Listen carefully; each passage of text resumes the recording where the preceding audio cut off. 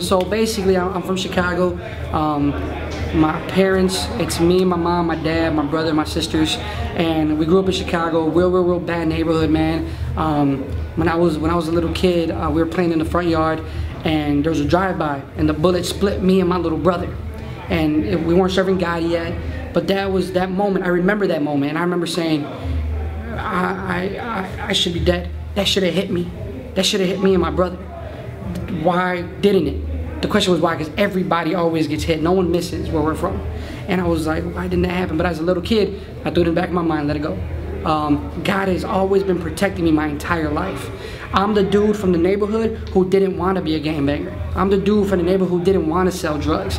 I'm the dude who didn't want to be an athlete. I wanted to go to school. I wanted to make it out of my neighborhood and then come back for everybody. I know it sounds like messianism or whatever, but that's the truth. I wanted to be an example because I didn't have any examples.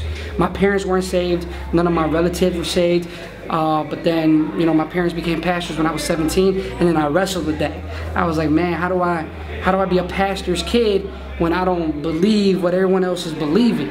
And then, long story short, when I became 21, I went on a mission trip to Puerto Rico. We're on a mountain in Ponce, and I just told God I'm tired. I'm fed up.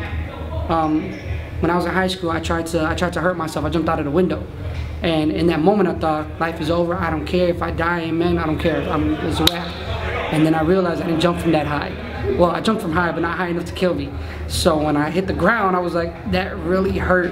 And I'm not trying to make light of this, but it just shows you, like, God's like, no, I have a plan for you, bro. You're not taking the easy way out. So all that was coming to my mind when I was in Puerto Rico, and I just felt like this wind. And again, I don't believe in hocus pocus or none of that, but I felt the wind come in, and I just felt like everything stopped. And I was like, God, all right, man, I'm done. I'm done running. I'm done playing. I'm done faking. I'm done with all this nonsense. Here, I'm tired. You can have it, bro. Do whatever you want with me. And then that's when I can honestly say I made a conscious decision to say I'm going to be a believer. I'm going to follow what my parents are doing. And that's when I was 21. Right now I'm 27. I'm married. I got 2 kids, and I'm a youth leader now. And my favorite part about that is I like being a youth leader outside of the church.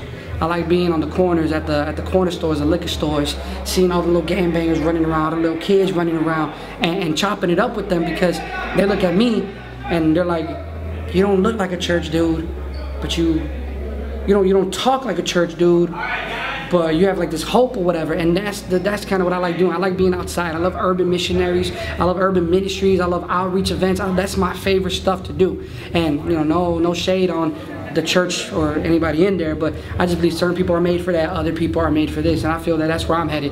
I want to be an outside guy. I want to, I love being outside. I love talking to the neighborhood. I like hanging out with the kids, and that's my heart. My heart is I'm a kid from a neighborhood who shouldn't have made it out, and because I made it out, by God's glory, I want to go back and be an example, offer hope, and a way, another way out for everybody. You know, in Chicago, is you either die, or you sell drugs, or you go to jail, or you play a sport. I'm like, no, man, you could be a graphic designer. You know, you could be an architect. You could be a police officer. You could be a firefighter. You know, you could be a journalist. You could work for Rapzilla. You know what I'm saying? It doesn't matter. There's always an alternative route. There's always another way out, and I feel like since God gave me that opportunity, I have an obligation to go back to my mission field and do that.